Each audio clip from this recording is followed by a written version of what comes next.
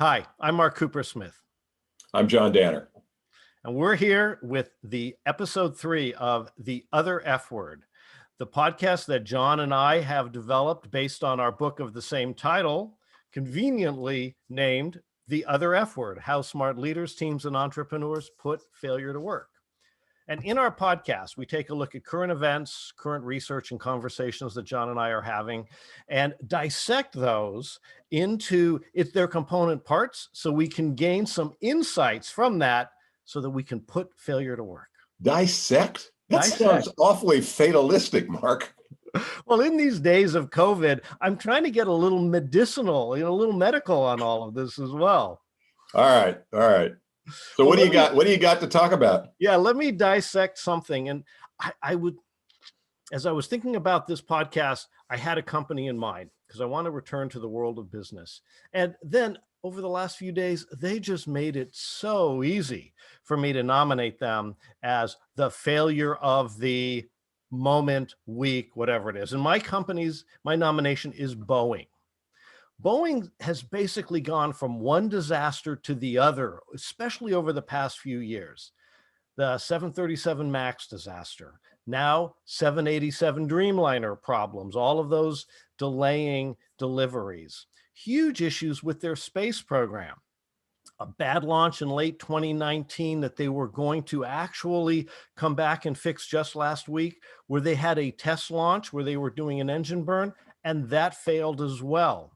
And then in their recent earnings, they announced a delay of the next generation 777 till 2023. It was supposed to be delivered in 2020. Terrible. A $6 billion write-off and the worst loss in the company's history.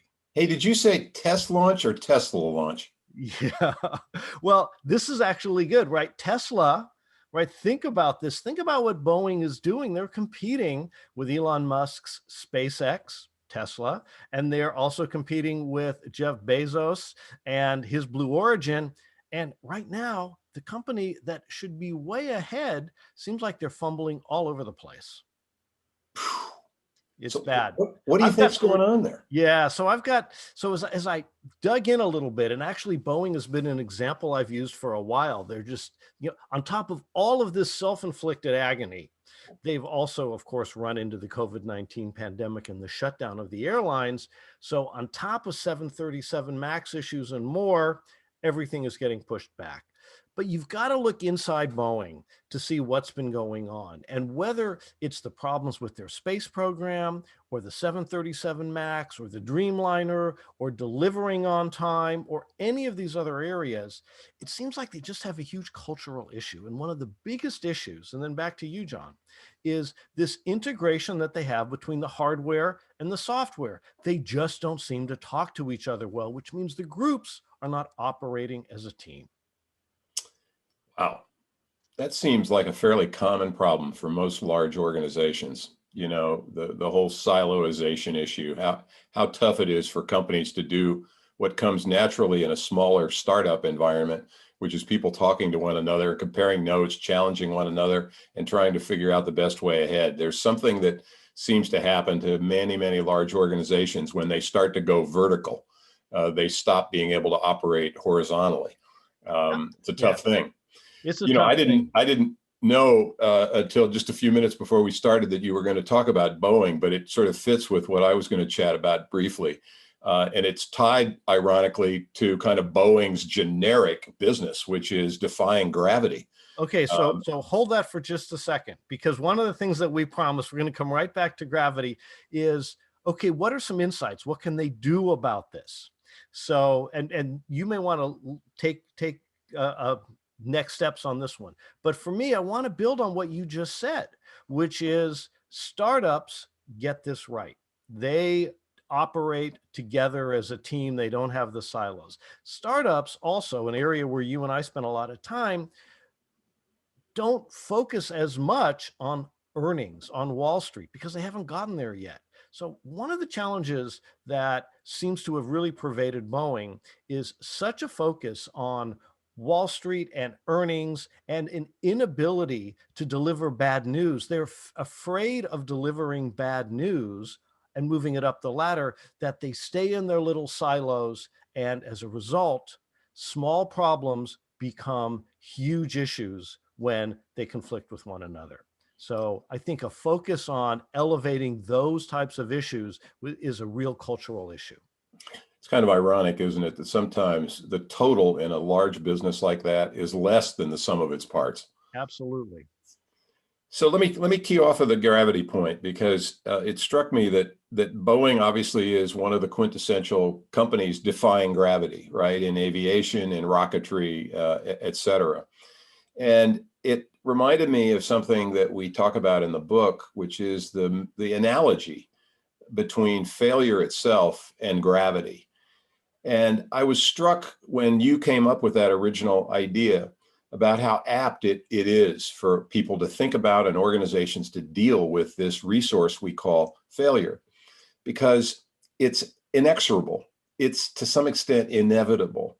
And we individually and we organizationally can choose to try to defy it or to deny it or to ignore it, but we do so at our peril. And when we were talking about that in writing the book, both of us kind of had this idea about, well, what's the opposite of gravity? And we thought about flying, we thought about aviation.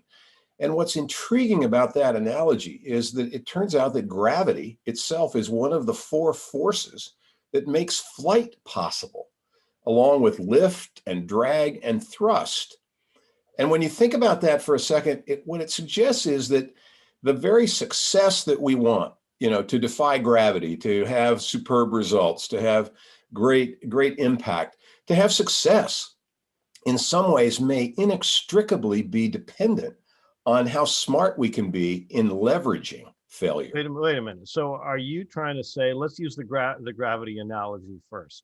Are you trying to say that as opposed to fighting it, that we sometimes just need to go with it?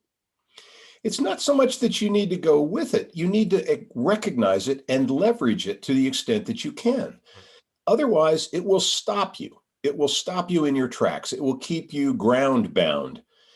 But when you think about it, when you begin to use it in the way that the Wright brothers themselves used it to first prove that man could fly with a mechanical airplane, then you begin to say, well, wait a second, it may not be the opposite of success.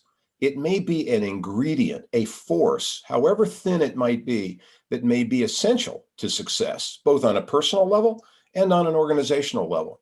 So that would be my 2 cents for this particular podcast installment. Got it. So for Boeing, when it comes to that gravity, when it comes to the issues that seem to have created silos, lack of communication, incompatible systems, all of that, bring us home, John.